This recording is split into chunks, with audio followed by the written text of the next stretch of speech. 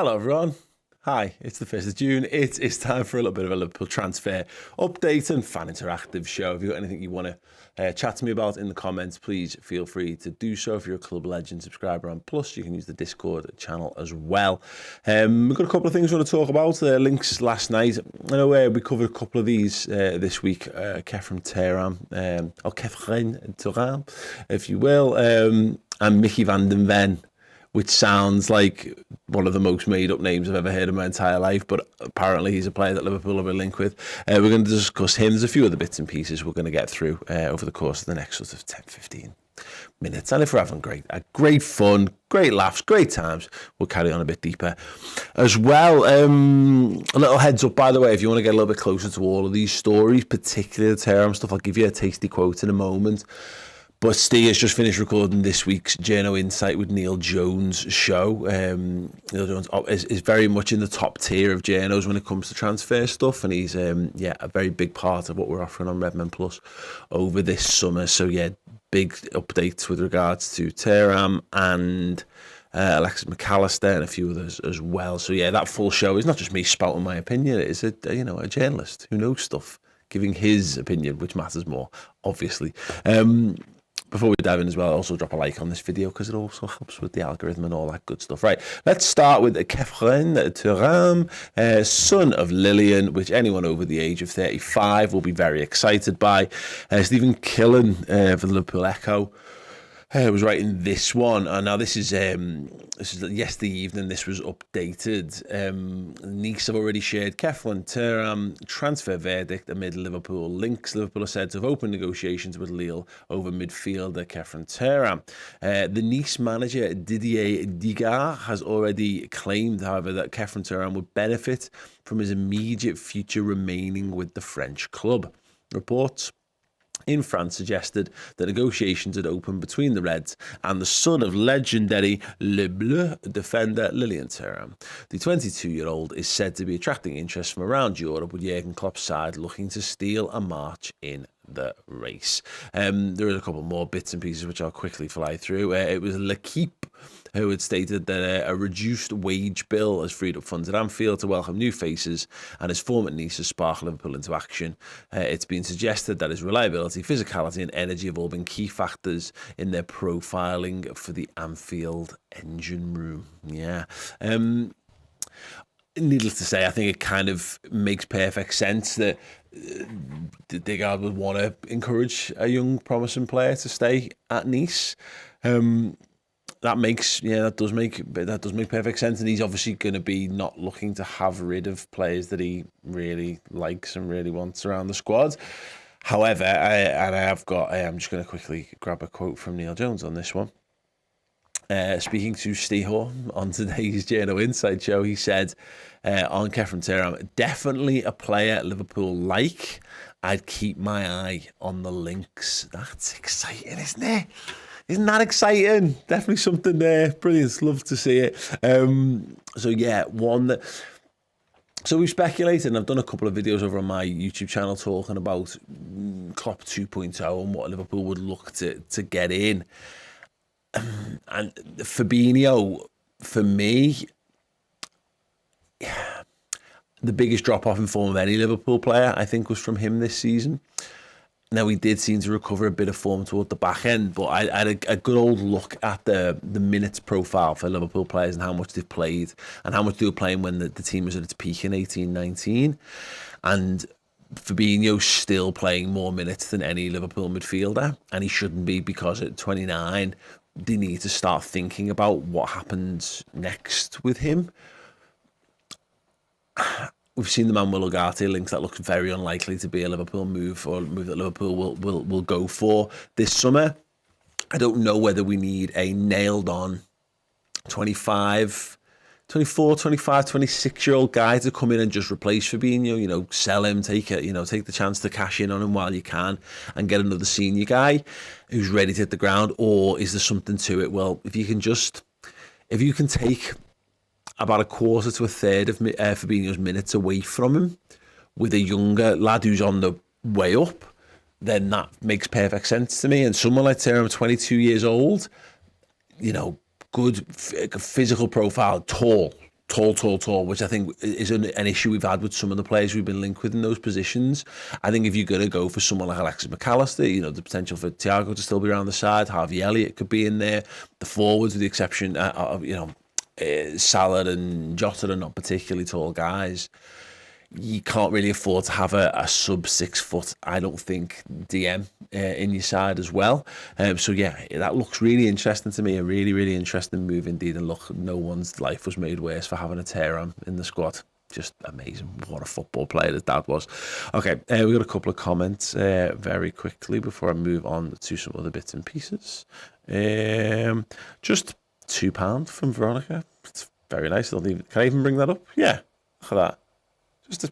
Thanks, Veronica. If you want to actually put a comment in underneath, whether you pressed enter too soon or whatever, then that would be, yeah, by all means, go for it.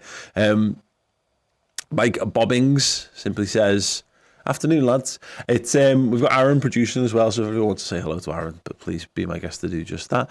Don Dewsbury on the YouTube says it'd be boss if we could get both Thuram and Kone. They both look like physical Klopp engine midfielders with technical skill. Apparently they're good mates with Ibu as well. Yeah, I mean, that's not going to hurt. Obviously we were doing Bobby Firmino stuff at the moment, and it's really interesting, just like obviously the Brazilian connection Liverpool have had for a number of years, but having a personal connection within the squad is definitely an encouragement for a move. If you're already going to have someone you can be quite tight with on the ground. I mean, I guess Gakpo and Van Dijk have had a little bit of that to some extent. Obviously mentioned the Brazilians. We've had it plenty of times with Spanish lads or Spanish-speaking lads in particular. So no, I think that certainly feels very promising, if nothing else. Right, I want to talk about the Micky van de Ven links. Give me a moment and I'll just find the article from this. So this comes from the local regional Woflsburg newspaper / website, therefore, and this is the subheading on this is just terrific. It says spicy Woflsburg scenario. After the Liverpool sensation, is Smadke now fishing for VFL rocket Ricky van den Ven? I mean, the answer is probably no. But I really like the fact that he's very popular with the Reds, according to them as well. Now, get Football News Germany, have expanded on this. They say Liverpool interest in Wolfsburg's Micky van de Ven. Wolfsburger Allgemeine Zeitung reports that Liverpool have turned their attention to Wolfsburg's Micky van de Ven as they search for a centre-back. It says Liverpool's original target was Joško Gvardiol. However, the Croatian has been deemed too expensive, as RB Leipzig will only listen to offers close to €100 million this summer. They have ultimately now switched their focus to Wolfsburg centre-back Van den Ven. Liverpool's new sporting director Jörg Smadke brought Van den Ven to Wolfsburg in 2021 for €3.5 million. The 22-year-old is set to cost around €40 million, as he recently signed a contract extension until 2027 at the club. This type of target clearly shows the direction that Smadke is taking the Liverpool recruitment strategy, as they have also been linked with Borussia Mönchengladbach's Manu Kone.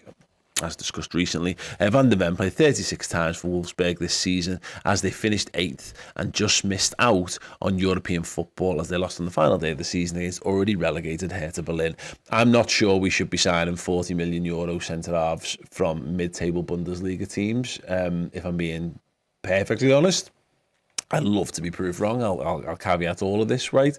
But look, even a cursory YouTube glance at this, very hard to judge this, by the way, because it's hard to judge any footballer just by a highlights reel or get a true picture of them. You can see the really good stuff they do because it's the point of highlights. It's like watching a trailer, and if you find if a trailer's boring, the film's going to be the worst thing you've ever seen in your life, and that's my concern when I watch YouTube videos, and I don't think I'm looking at one of the best players ever.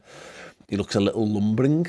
If I'm being honest. Now, it's hard to judge the pace of a footballer because Virgil van Dijk, great example of that, dead slow on FIFA, always. And yet, probably one of the fastest players in Liverpool's team. No one knows it because he never has to use it. Which is almost the best. The best second is to have loads of pace and never need to use it. He looks to be left-footed to me. He's playing on the left side of Wolfsburg's defence, which is, I think, a profile that fits with Liverpool. I don't know that this isn't just a bit of, I'll be honest, quite clever journalism for a couple of reasons, because that Woflsburg website, requires a subscription. And if I was owning a small regional newspaper and there was a player, the former director of football of that football club moved to a club that generates tons of clicks and interest in Liverpool, I would be paywalling a ton of content around that kind of stuff. To be honest, I bet their subscriptions have taken a significant spike in the last 24 hours, almost undoubtedly off that, if only just from all the other media outlets who want to go and verify it and copy the text over and translate it, which I went to do and then discovered it was paywalled. Which is why I'm getting this from Get Football News Germany instead, who've clearly decided to cough up the dollar to find out what they were saying on that one. Look, it's a possibility. And quite interesting. I've got a really big show to announce for you guys at the end of this show as well. But I was chatting to someone who's, let's say, very, very versed in Liverpool and what it takes to be a Liverpool defender, and also is an expert when it comes to analysing footballers and systems and all that kind of stuff, about why Van der Ven is within the profile that Liverpool should be looking for. But I'll give you a little bit more info on that a touch later on as well. Let me see what we got in terms of comments. Yaman? Jesus Christ, I'm so sorry, my friend. Patanek, you've been commenting for years and I still can't pronounce your name right. I try and I failed. He says, we are all talking about midfielders. Why aren't we looking at Leighton Clarkson? He had a belter of a season in Aberdeen. Yeah, by all accounts he did. He scored the free kick that got them into Europe as well, didn't he, at the end of the season? I mean, why are we as fans not looking at him is probably because I think Liverpool have. It's a very big ask, I think, to go from being not at Celtic and then making the jump to the Premier. I think it's difficult to make the jump from Celtic to the Premier League, who are obviously the best team in Scottish football, and that's not me trying to get tribal. I just mean, in terms of the level that they're at. Rangers obviously managed to get back up to the top for a little bit under Gerrard, but Celtic have been so dominant for so long is what I mean by that. It's a big ask to go from Aberdeen, who are, they're not... They're an historic football club, but they're not a big football club. They don't have big wage budgets, don't have big players, they don't spend lots of money on transfers and all that kind of stuff. They tick along, and every now and again they do get into the qualifying rounds of European games and what have you. I like Clarkson. My concern is, where does he play? I think he might be a little short, and he looks more of a DM from my experience. If people have watched him in Aberdeen, that might have changed ever so slightly. Of course, he may be a bit more progressive. But I think we're more likely to look at Tyler Morton than we are to look at Leighton Clarkson. For me, Clarkson looks like, and I did this on a bite-sized podcast the other day, that he wants to kind of hold on and take a few weeks off and make his decision on what he wants to do next. Aberdeen want to keep Clarkson, as they would do, because he's one of their better players. But if you're good enough to be one of the best players in Aberdeen, the question is, could you go and be a good player for Celtic, or could you go and be a good player for Rangers? And at least you're playing at the top of that division, and you're going to be in more regular contact with European football, and you're probably going to win some silverware as well. Definitely, if you go to Celtic, aren't you? So I don't know. Honest answers, I don't know what level Leighton Clarkson's at. I don't think the Scottish football to be a squad player in the Premier League is comparable.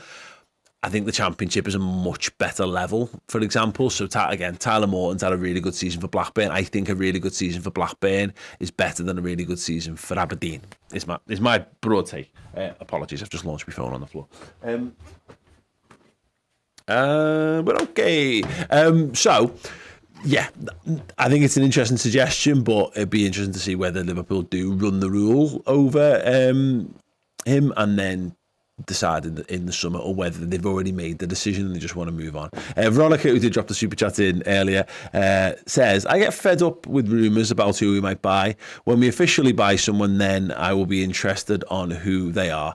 It is right. I think a lot of people are quite like that, but if we do that, then we're going to have nothing to talk about for days and days and days. Whereas I actually really like not just the buying wholesale into the bollocks that goes around transfers, not believing every rumour that comes along. I quite like doing a little bit of digging and seeing where the rumours come from and seeing if we can get a sense of whether it's nonsense or not. And from what I can see, I think the Micky Van der Ven stuff falls more into that category. Whereas the Khephren Thuram stuff looks a little bit more solid. Nowhere near as solid as Alexis Mac Allister, for example, who I have a little update on as well, just a very brief quote on that. Fabrizio Romano's been talking about Alexis Mac Allister and saying he thinks it's going to get done next week, but Neil Jones says, I think they'll get that done, the Mac Allister deal. It's probably the first deal that Liverpool will get done. So yeah, a combination of Fabrizio Romano and Neil Jones suggesting that Alexis Mac Allister will be the first Liverpool player in the door, which is very, very exciting. And it could be as early as next week. Obviously, we know that Micky arrived this week. He's going to be working with Julian Ward. The transfer window doesn't officially open until the 14th, I think, certainly mid-month. So they've got a little bit of time until players can be completed. So definitely one to watch out for in that regard. But yeah, just in terms of the players that I've discussed already, I just want to have a little look at Micky van de Ven, even though I do think it's a bit of bollocks. His overall stats from last season: made 33 Bundesliga appearances, got 1 goal and 2 assists in that time, 2,970 minutes, and he got 3 appearances in the DFB Pokal, which is of course the German FA Cup, playing another 270, so 3,240 minutes for a 21 and just turned 22-year-old footballer. A Bundesliga is good. That's a really encouraging start. And as mentioned, left-footed, he looks very physical, looks very strong. He's actually not afraid to kind of take a touch and take it past the man from what I've seen in some of the highlights and stuff. But my feeling is he doesn't look a smooth footballer, and he doesn't look a fast footballer. And I'm a little worried about that, because I'll be honest, Kabak looked faster and smoother when I was doing my research into him when he joined. Under 21 international for the Dutch side as well, which again we could continue those links, which makes sense to some extent. And look, he's young. There's plenty of room for development there. As a centre half, you're not really even going to be at your peak for another 3 or 4 years. On top of that, it's just that when you compare, Ibou Konaté is the level for me. He really is. And I mean, height and patience, pace and strength. That's what Liverpool really need when you're buying defenders. We need a left-footed version of Konaté, and I don't even know if that player exists, if I'm being perfectly honest. Maybe it's Joshko Vardiol. If you know who that might be, do let me know in the comments, actually, because yeah, it'd be interesting to see if anyone's got any other suggestions. There haven't been tons of defensive links. There's been a few.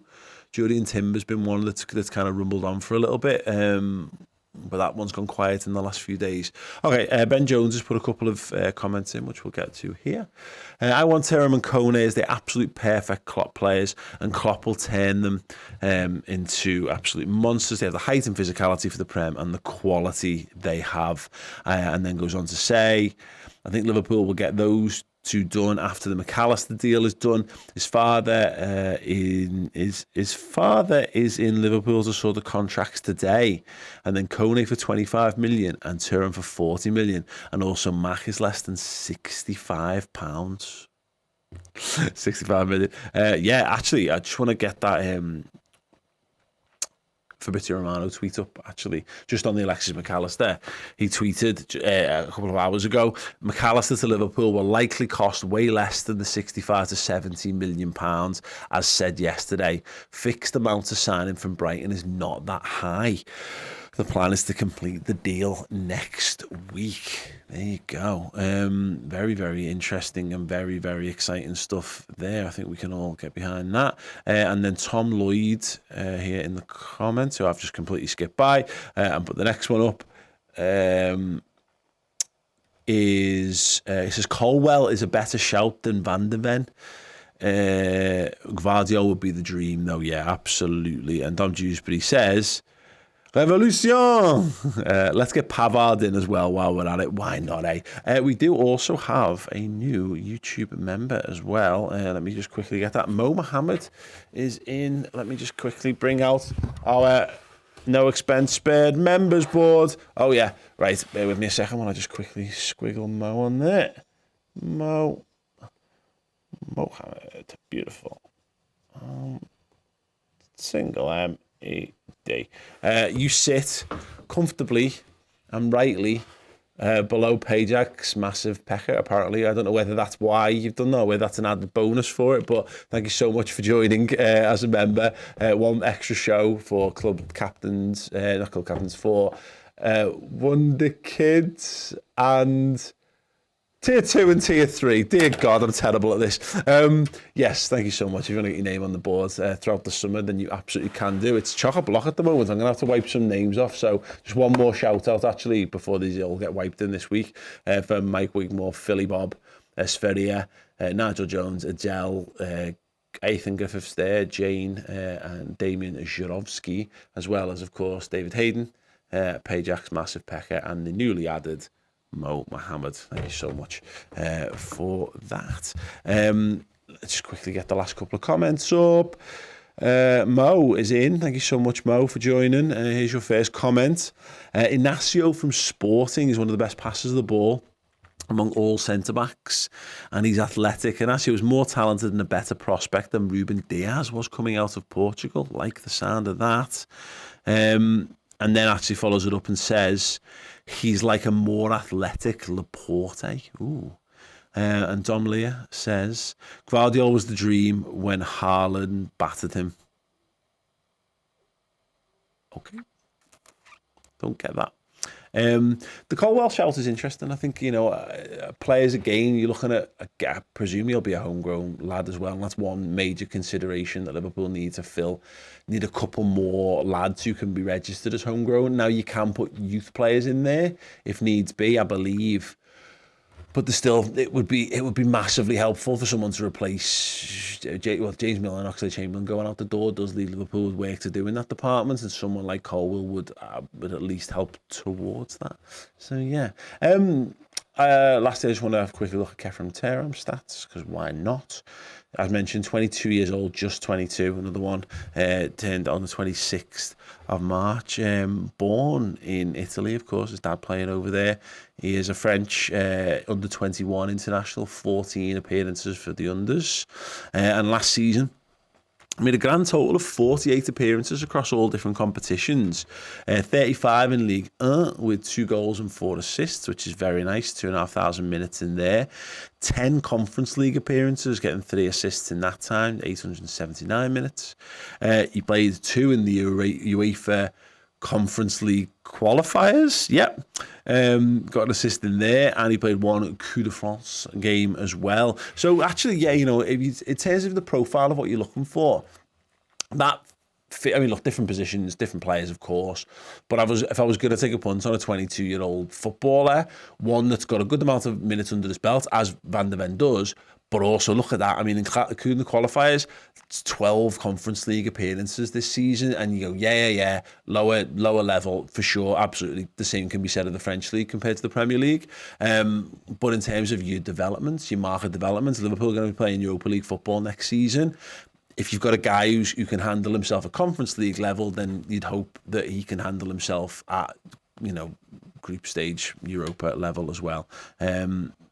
Let me just get a couple more. There you go. Dom Dewsbury are following up on the Colwell stuff and says, oh no, sorry, that's Stream Elements. That's me just basically accidentally plugging what we do. Get more at redmenplus.com. Good comment. I totally agree with that one.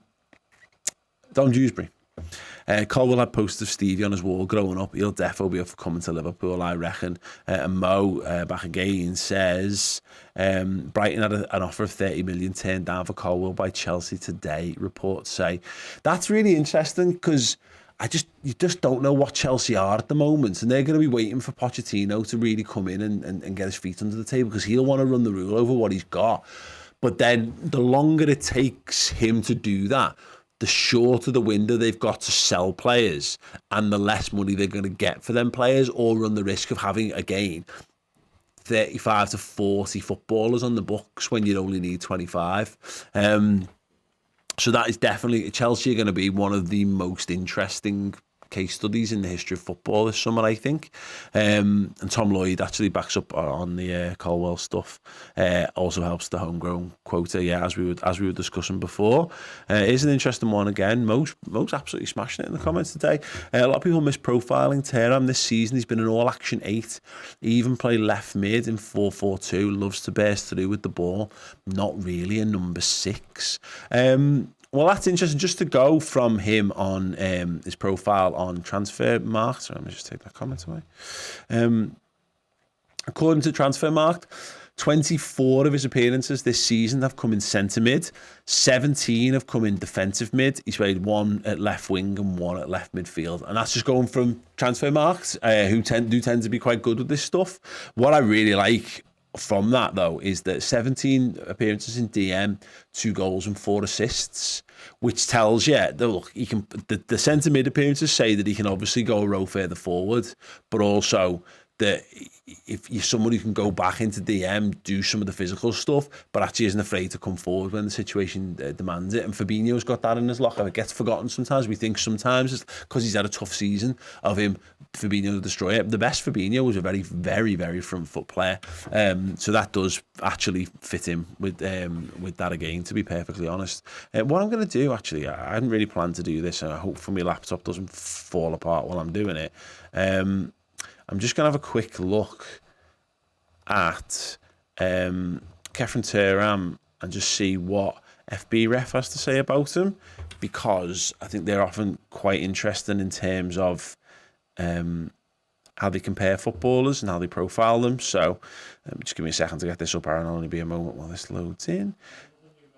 Cool. Oh, thank you. Well, that's, I mean, not great. In terms of his comparable players, Jean-Richard Bellegarde from Strasbourg, Lucas Rubertoni at Almeria, Henrik Mkhitaryan, wow, God, remember him, Flavian Tate, well, there you go, that's all right, Nicolo Barella, there you go, Kiernan Dewsbury Hall, Alex Iwobi, Yusuf Fofana, Gavi, and Lovro Meyer. That is a mixed bag of footballers to compare to yourself to it. You've got Nicolo Barella on one hand and you've got Alex Iwobi on the other. Okay, sound. What do we make of that? Commenters, what do we think? That is wild. And it is interesting because when I see those, sometimes they don't get compared. If they're playing at a lower level, they don't get compared to the best players because they can't, because they're playing in a technically a lower league. And you have that with the Dutch league. They don't compare the Dutch league with the Premier League and the Bundesliga and Serie A. So it's good to see at least that Liga hasn't slipped so low down in the pecking order, which I did think was the case for a little while there. But yeah, I mean Gavi. If you've been compared to Gavi and Nicola Barella, who have both been very heavily linked with Liverpool over the last 12 months, you could do a lot worse. You could do a lot worse than that, couldn't you? Right, last couple of comments, and we've got a new member as well for me to scribble on the board. Big welcome to Dave. Hold on. Yeah, right. This should be pretty straightforward because his name is just Dave, but so I'm going to write it even bigger. Oh, yeah. The big D-A-V-E. There he is. Welcome aboard, Dave, you superstar. You can join Mo Mohammed, who has been probably commenter of the day so far. Some absolutely phenomenal work. Done there. Right, cool. Hold on a second. KJSJ7 is springing to the defence of Alex Iwobi. Let me just get that. Let me get that comment up. He says, Iwobi was good as an 8 for the Ev under Super Frank, to be honest. Okay, there's levels, mate. Yeah, I'm not having it. I'm not having Everton. I'm not having anyone saying Alex Iwobi is the kind of, that's fine. You know what I'm saying. Right, let's see. We've got Ben Jones. Here we go. This is a good one. Says, I've watched some Thuram and Kone, and what they both have is physicality, but also great carrying the ball. Thuram is an 8 in a 4-4-2. Fire. And Kone loves to progress through midfield and dual monster. Good. Good stuff. I like that. These feel all right. They do feel all right. Sorry, KJ's come back and just says, I don't rate the movie, by the way. Just saying. Right, okay, cool. Just wanted to clear that up, make sure that was all absolutely fine. Yeah, brilliant, mate. And Dave, we will wrap this up here, but thank you to everyone who's joined us on the show. Thuram and Kone look exciting. Can't say Van de Ven is tickling my senses, though. Yeah, doesn't fill up anyone's senses, Micky Van de Ven, at the moment. But you know what? We've said things about footballers, and then they've signed Liverpool, and we've changed our opinions wildly. So maybe this will be another one. Right. So much good stuff for you over on Redmen Plus. We have got, as mentioned, Jano Insights. If you want more on that Alexis Mac Allister stuff and the Khephren Thuram stuff, yes. But I travelled to the dark side of Liverpool, to the north. I'm not even sure it is Liverpool, to be honest. I don't. If they've not got a purple bin, I don't really count it. But to speak to Jamie Carragher, I've got an exclusive podcast with him coming out on Redmen Plus tomorrow, where we get to have a deep chat around Liverpool's defence. What are the issues that were suffered this season? What does Jurgen Klopp need to do in the transfer market? Jamie Carragher gives his assessment of all of Liverpool's defenders, and including obviously Trent on his new role as well. Juicy stuff. He's in really, really good form. The full thing is exclusive on Redmen Plus. I'm going to end you on a little teaser for that, but thank you so much for joining me today. It's the last one from me for a couple of weeks. I'm off on holiday, so everyone have a boss time, and please do come and check out Redmen Plus in the interim. We have got you covered in a huge way, and it's all kicking off with the Jamie Carragher podcast tomorrow. Check this out. So much for taking the time. Thank you. Thanks for making the journey to Crosby. Come to you. We're on College Road. Redmen TV have finally come to Jamie Carragher's horns. I normally have to go to them and speak. The arse end of the world. Yeah, everyone, hope you enjoyed that show. Do you want to get your hands on some amazing Liverpool merchandise? Well, if you become a Redmen Plus Club legend on a yearly subscription, we'll instantly send you 2 merch codes to get you 2 pieces of merchandise from redmenmerch.com. T-shirts are amazing. Go and get yourselves one. Simply become a Redmen Plus Club legend on a yearly subscription, and that code will be in your inbox very, very shortly.